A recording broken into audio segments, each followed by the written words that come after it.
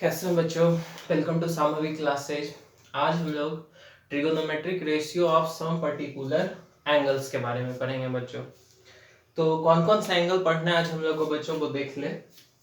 0 degree, 30 degree, 45 degree, 60 degree and 90 degree.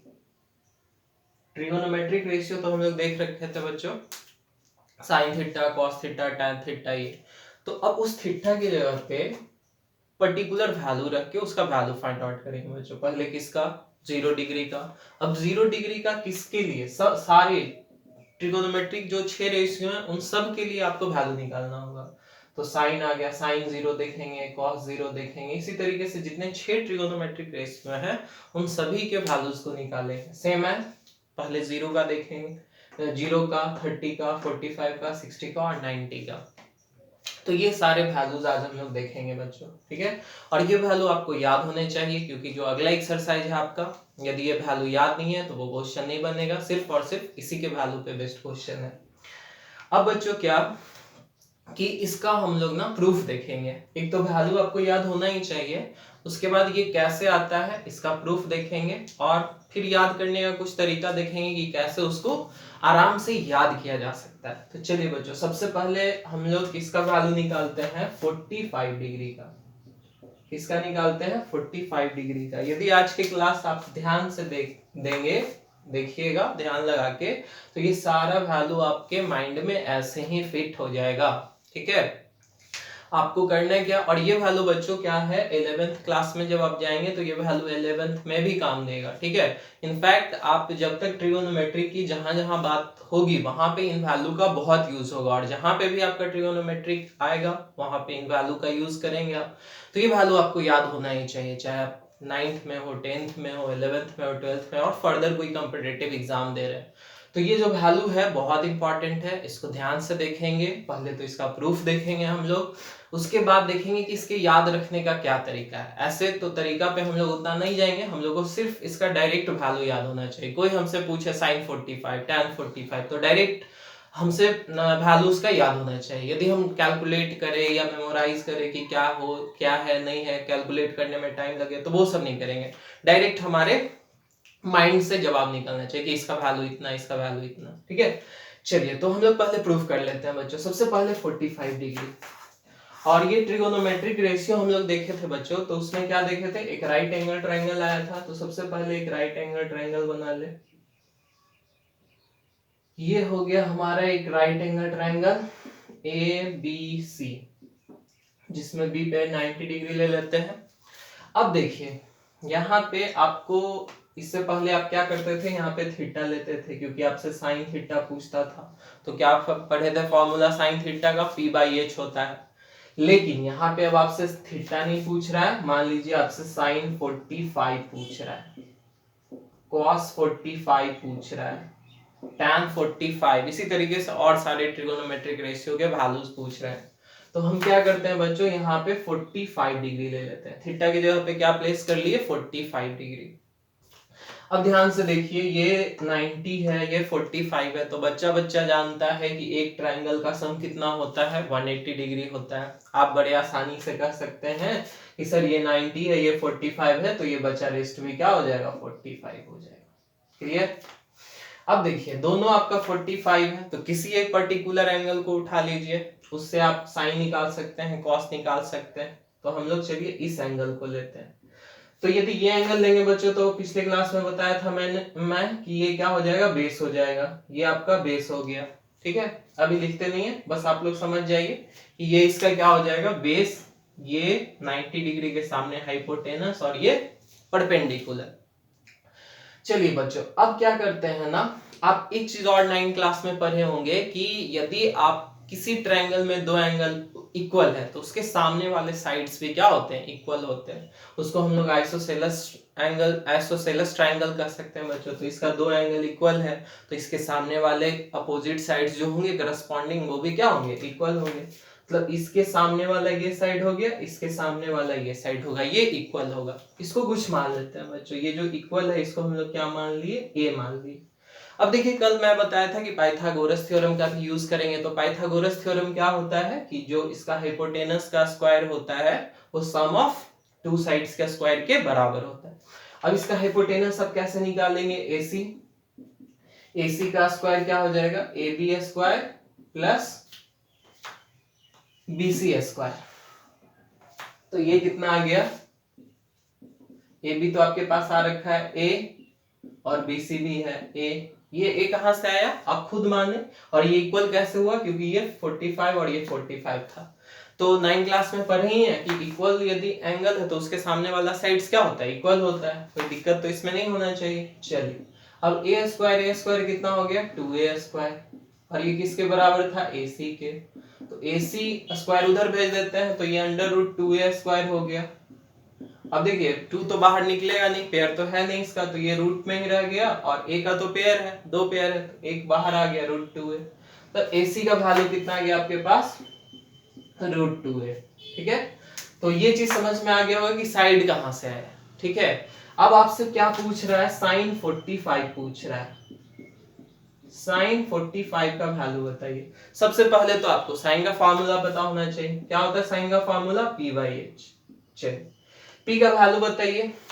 यहाँ पे यदि ये 45 लिए हैं, इसको बेस माने, ये इसको एंगल माने हैं, तो इसके लिए ये बेस हो गया, ये परपेंडिकुलर हो गया। ठीक है, तो ये हो गया PA और H तो रूट 2A। अब देखिए A और A कैंसिल हो जाएगा, सेम है, तो साइन 45 का वैल्यू क्या आ गया 1/√2। अब ये वैल्यू आपको याद रखना होगा कि साइन 45 का वैल्यू क्या होता है 1/√2 होगा। ये एकदम आपको याद रखना ही होगा, सारा जितना भी वैल्यू निकालेंगे वो आपके माइंड में फिक्स होना चाहिए। ठीक है, चलिए अब अगला निकालते हैं बच्चों cos 45। cos 45 क्या, पहले cos का formula cos theta B/H place करिए। B यहाँ पे क्या है, A है, H तो फिक्स है, A से A कैंसिल हो गया, क्या आ गया 1/√2। मतलब साइन 45 और cos 45 दोनों का वैल्यू क्या हो गया 1/√2। चलिए नेक्स्ट बात करते हैं बच्चों tan 45। tan 45 क्या होता है P/B। अब इसके लिए देखिए, इस एंगल के लिए P कौन हो गया, ये हो गया, और बेस कौन हो गया, ये दोनों A से A कैंसिल हो गया। tan 45 क्या हो गया 1 हो गया। मतलब आपसे कोई पूछे cos 45 क्या बताएंगे 1/√2, tan 45 क्या बताएंगे 1। तो ये वैल्यू यदि आपको याद है तो ऐसे प्रूफ करने का जरूरत नहीं है, उसको ऐसे ही ओरली बता सकते हैं, या क्वेश्चन में आपसे वैल्यू पूछेगा, न्यूमेरिकल्स रहेगा, उसको सॉल्व करना रहेगा तो डायरेक्ट वैल्यू पुट करेंगे, आंसर आएगा। चलिए अब देखिए, यदि आप ये 3 निकाल लिए तो बाकी 3 इसका ठीक रिवर्स है, आप पढ़ रखे हैं। जैसे साइन का उल्टा क्या हो जाता है cosec, तो cosec 45 अब कैसे निकालेंगे। ठीक है, तो P/H था, ऐसे यहीं पे आप वैल्यू रिवर्स कर सकते हैं, ये क्या हो जाएगा सीधा √2 हो जाएगा। लेकिन चलिए हम आपको पूरा निकाल के दिखा देते हैं, ऐसे आप डायरेक्ट करेंगे तो आ जाएगा √2 हो जाएगा। cosec 45 क्या होता है H/P। H यहाँ पे √2A है और P यहाँ पे क्या है A है, A से A गया, क्या बचा √2 cosec। तो यहां से देख क्या रहे थे sin 45 1/√2 आया, तो इसको जस्ट रिवर्स भी कर देते तो आ जाता हमारा वैल्यू, क्योंकि हम उसका जस्ट रिवर्स ऑर्डर पर रखे हैं, sin का उल्टा cosec। अब cos का उल्टा होता है बच्चों sec, तो sec 45 H/B। H का वैल्यू देखिए कितना है √2A, B का वैल्यू है A से A गया, क्या गया √2, तो sec 45 √2 same as cot 45 tan का उल्टा cot, तो ये P/B था तो ये क्या हो जाएगा B/P। B का वैल्यू A, P का भी वैल्यू A से A कैंसिल आउट, ऐसे भी देखे 1 का उल्टा 1 ही आएगा। चलिए तो हम लोग 45 के लिए सारा जो 6 ट्रिगोनोमेट्रिक रेशियो था उसका वैल्यू हम लोग देख लिए, उसका वैल्यू क्या होगा, तो ये वैल्यू आपको याद रखने होंगे।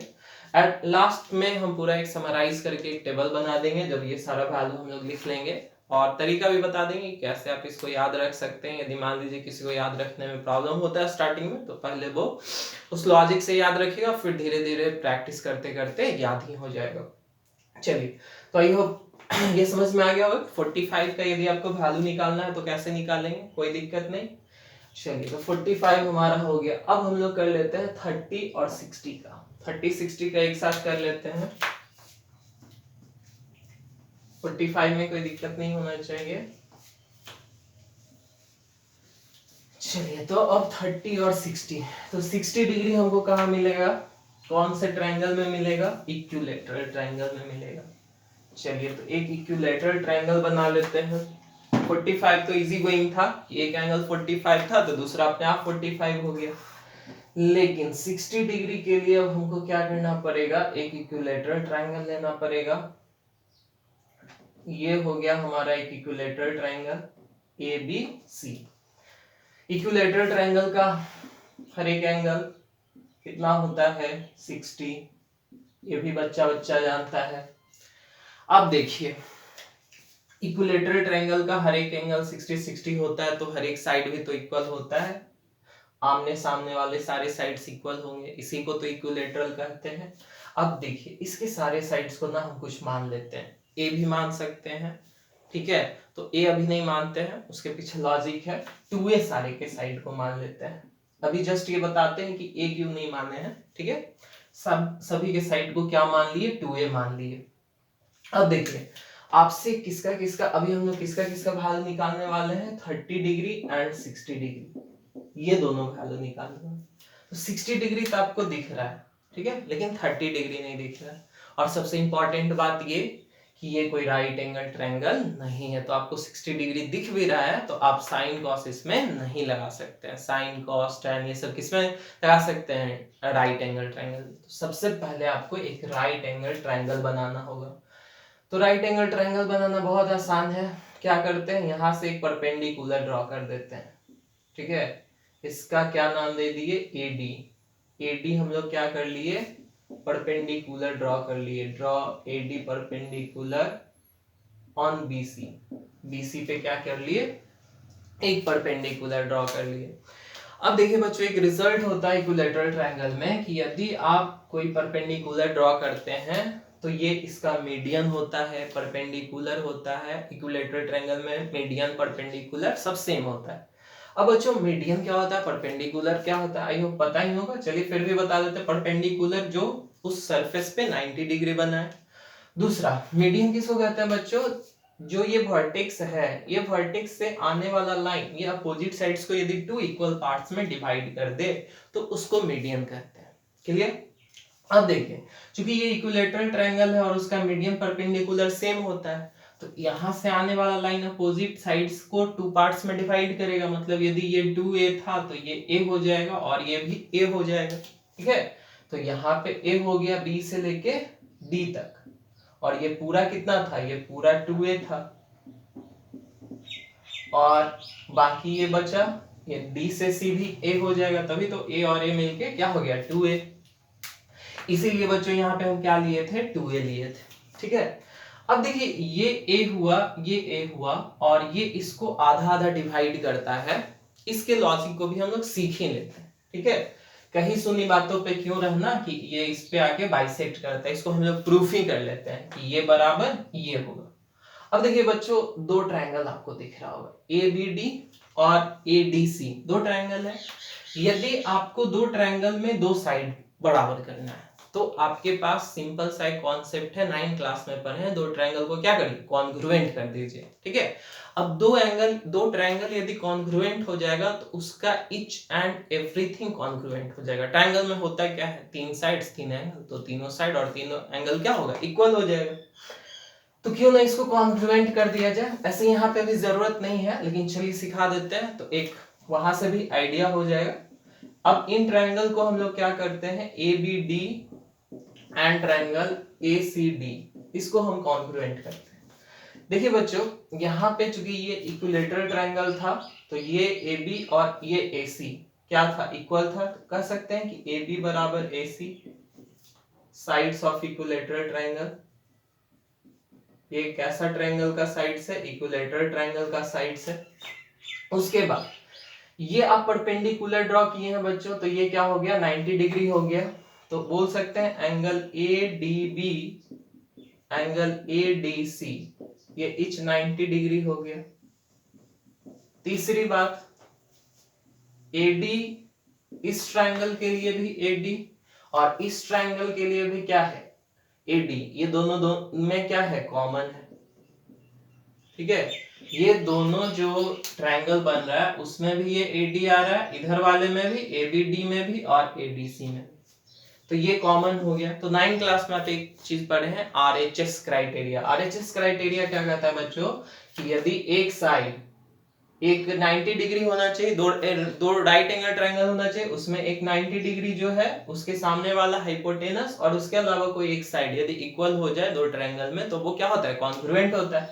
अब इस ट्रायंगल में देखिए, ये हाइपोटेनस हो गया, ये भी इसका हाइपोटेनस हो गया, ये इस ट्रायंगल का हाइपोटेनस, ये इस ट्रायंगल का हाइपोटेनस, और दोनों 90 डिग्री है, और या तो ये साइड बराबर हो या तो ये साइड बराबर हो। तो यहाँ पे ये साइड तो अभी हमको बराबर ही प्रूफ करना है, और ये साइड दिया हुआ है कि ये क्या है, कॉमन है, इस ट्रायंगल में भी है, इस ट्रायंगल में भी है। तो यहाँ से RHS क्राइटेरिया से ये ट्रायंगल और ये ट्रायंगल क्या हो गया बच्चों, कॉन्ग्रुएंट हो गया।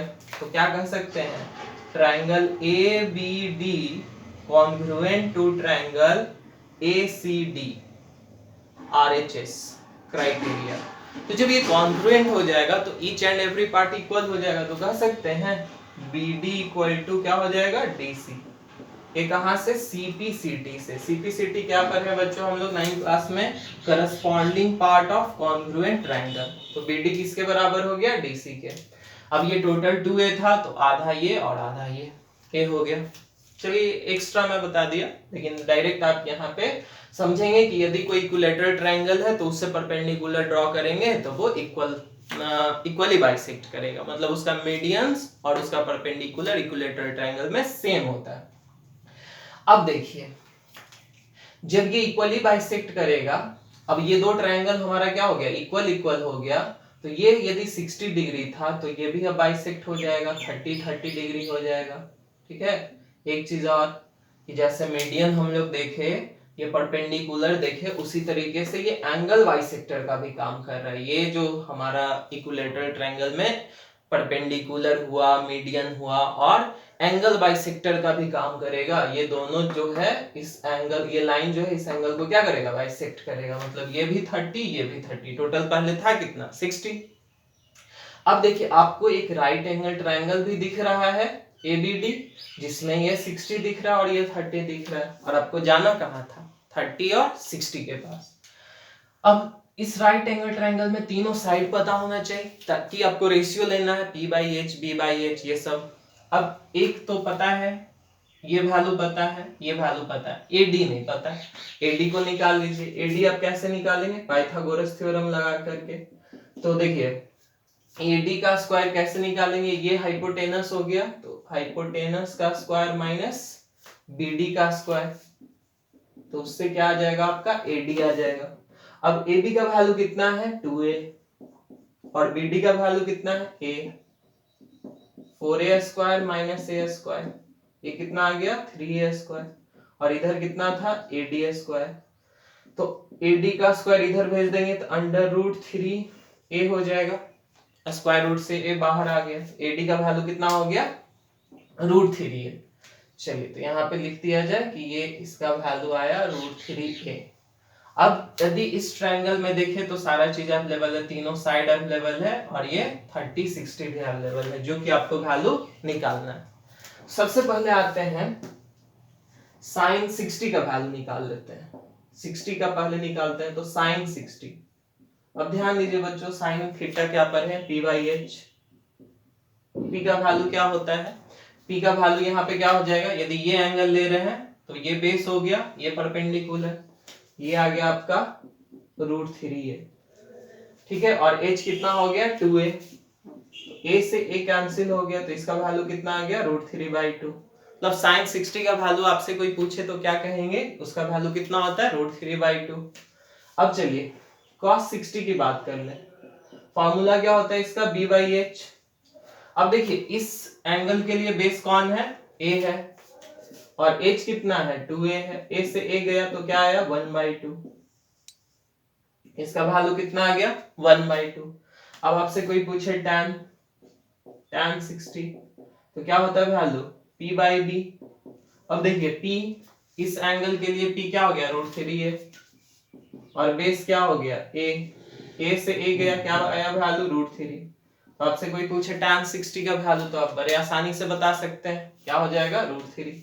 अब ये 3 रेशियो आप निकाल लिए तो इसका रिवर्स कर लीजिए, सारा वैल्यू आ जाएगा, या डायरेक्ट आप फॉर्मूला पुट करके निकालना चाहे तो वैसे भी निकाल सकते हैं। आई होप अब इतना आप कर सकते हैं, निकाल लेंगे। अब डायरेक्ट हम लिख देते हैं यहाँ पे साइन का कॉसिक यदि हमको निकालना है तो साइन का उल्टा कर दीजिए, तो यहाँ पे √3/2 है तो क्या आ जाएगा 2/√3, ठीक है। कॉस का उल्टा सेक कर दीजिए तो सेक 60 कितना आ जाएगा 1/2 है तो 1/2 का उल्टा कितना 2। tan tan का उल्टा कितना cot 60 आपसे कोई पूछे तो क्या हो जाएगा √3 का उल्टा क्या हो जाएगा 1/√3। ऐसे यहाँ पे आप फॉर्मूला पे प्लेस करेंगे, उसके बाद सिंपलीफाई करेंगे तब भी आ जाएगा। जैसे एक का देख लेते हैं कॉसेक का, कॉसेक का क्या होता है h/p, तो h क्या हो जाएगा 2a और p क्या हो जाएगा, यदि ये हमारा बेस एंगल है तो p ये है √3a, a से a कैंसिल हो गया 2/√3, यहाँ पे आ रहा है 2/√3 मतलब आ जाएगा, ये सारा भी हम देख लेंगे। तो 60 डिग्री भी हम लोग निकाल लिए, साइन कॉस टैन सारा। अब आते हैं 30 डिग्री पे। 30 डिग्री इसका कैसे निकालेंगे, तो ये रेज कर दें थोड़ा सा। 30 डिग्री आपसे पूछे कि 30 डिग्री का वैल्यू निकालिए, तो 30 डिग्री का कैसे निकालेंगे। अब देखिए 30 डिग्री यदि आप ले रहे हैं तो आप ये हो गया एंगल, तो इसके लिए बेस कौन सा हो जाएगा, ये वाला लाइन क्या हो जाएगा इसका बेस, और ये परपेंडिकुलर और हाइपोटेनस तो फिक्स, हाइपोटेनस हमारा चेंज होने वाला नहीं। सबसे पहले sin 30 की बात कर ले, फॉर्मूला p/h। अब इसका p ढूंढना है कि कौन है, इस एंगल के लिए p कौन है, तो p ये हो जाएगा क्योंकि ये इस पे लाई कर रहा है तो ये बेस हो जाएगा, तो ये परपेंडिकुलर हो जाएगा, तो ये हो गया परपेंडिकुलर मतलब BD, और हाइपोटेनस तो फिक्स है बच्चों 2a, a से a गया, क्या गया sin 30 का वैल्यू क्या हो गया 1/2। अब बात कर ले cos 30, sin के बाद cos, ये क्या होता है b/h। अब देखिए इस एंगल के लिए बेस तो ये हो गया तो √3 है, और h तो फिक्स है 2a, a से a कैंसिल √3/2। tan 30 p/b, इस एंगल के लिए p ये और b √3 है, a से a कैंसिल 1/√3।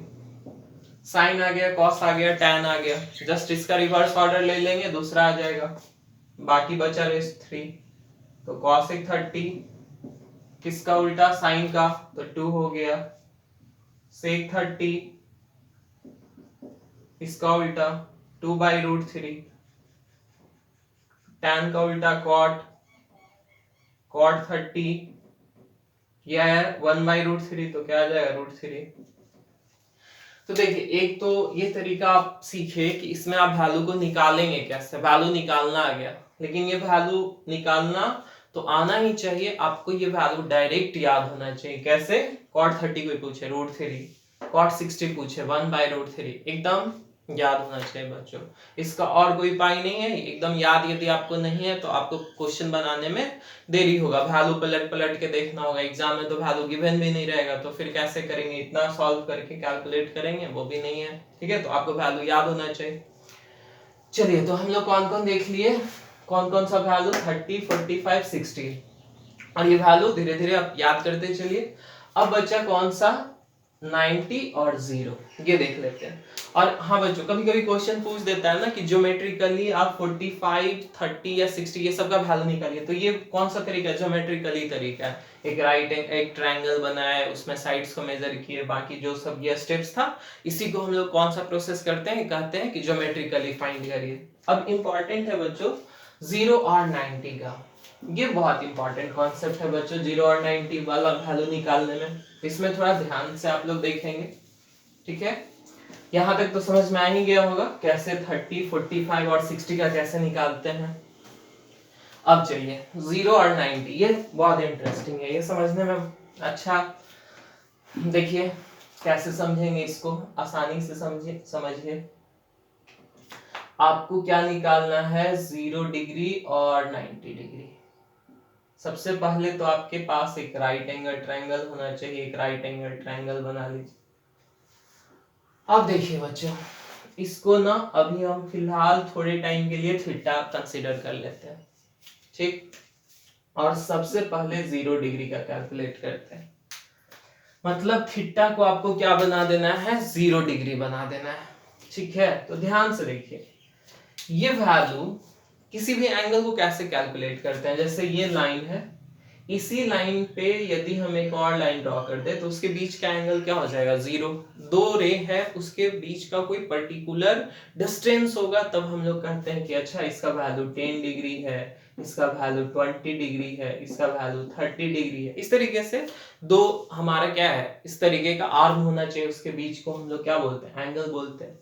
अब यदि एक ही लाइन पे, एक ही आर्म पे दूसरा आर्म कॉन्साइड कर जाए तो उसका एंगल क्या हो जाएगा, 0 होगा। ऑब्वियसली वो थोड़ा सा भी इंक्लाइंड नहीं है, थोड़ा सा भी इंक्लाइंड होगा, जैसे जैसे इंक्लाइनेशन बढ़ते जाएगा उसका वैल्यू क्या होगा, बढ़ते जाएगा। पर्टिकुलर यहाँ पे पहुंचेगा तो 90, फिर इधर आएगा तो 180, फिर ये पूरा अपने राउंड घूम जाएगा तो 360। मतलब वैल्यू कैसे बढ़ता है कैसे घटता है ये समझते ही होंगे आप लोग। अब चलिए, अब क्या कर रहा है कि थीटा है और आपको किसका वैल्यू निकालना है, 0 डिग्री का। तो थीटा 0 कब होगा, जब इसका वैल्यू धीरे धीरे क्या हो जाए, घटते जाए। तो घटते घटते घटते कैसे आ जाएगा, इस लाइन पे जब यदि ये वाला आर्म जो है इस ट्रायंगल का वो कहां पे आ जाए, इस पे आ जाए, तो इसका वैल्यू क्या हो जाएगा, 0 हो जाएगा। इसका मतलब आप क्या देखे, थीटा कब 0 हो जाएगा, थीटा टेंड्स टू, इसको क्या पढ़ते हैं, थीटा टेंड्स टू 0।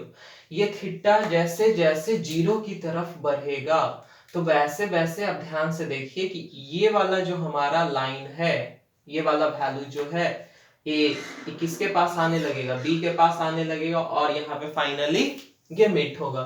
जब ये वाला लाइन बिल्कुल यहाँ पे आके मीट होगा तभी तो इसका थीटा का वैल्यू पूरा इस लाइन पे कॉन्साइड कर जाएगा, ये वाला आर्म इस लाइन पे आ जाएगा, तो ये क्या हो जाएगा, 0 हो जाएगा।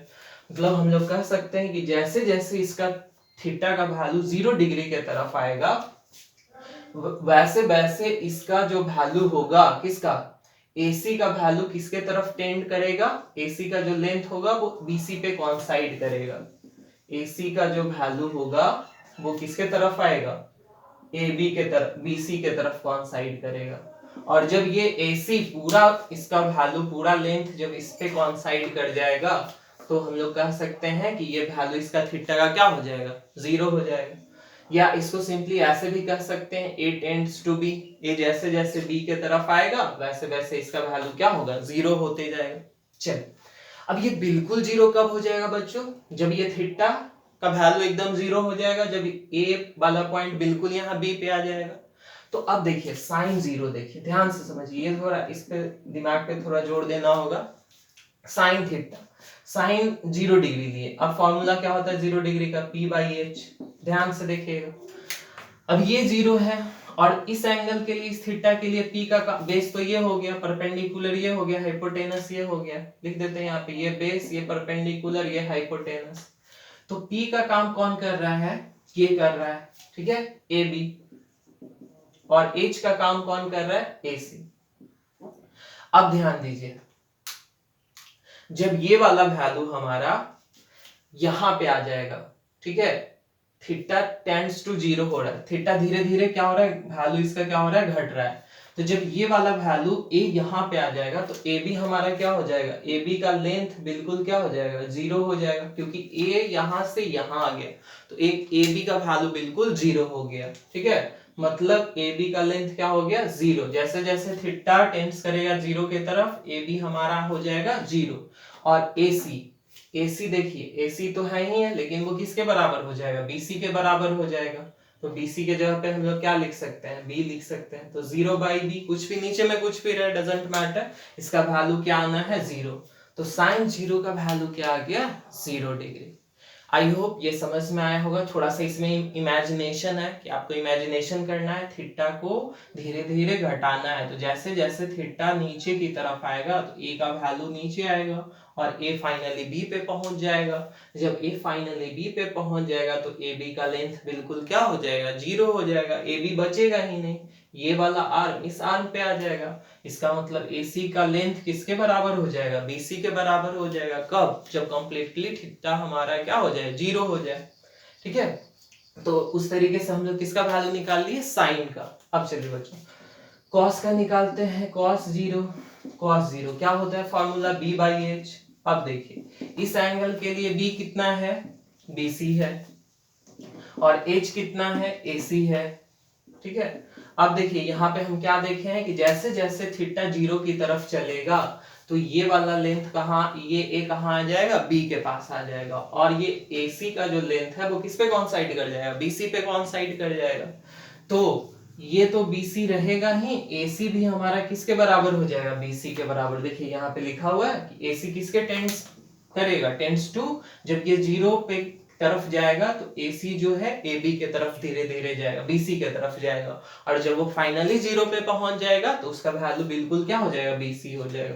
अब देखिए BC कैंसिल आउट हो गया, क्या बचा, 1 बचा। तो cos 0 का वैल्यू कैसे निकाल सकते हैं, इस तरीके से।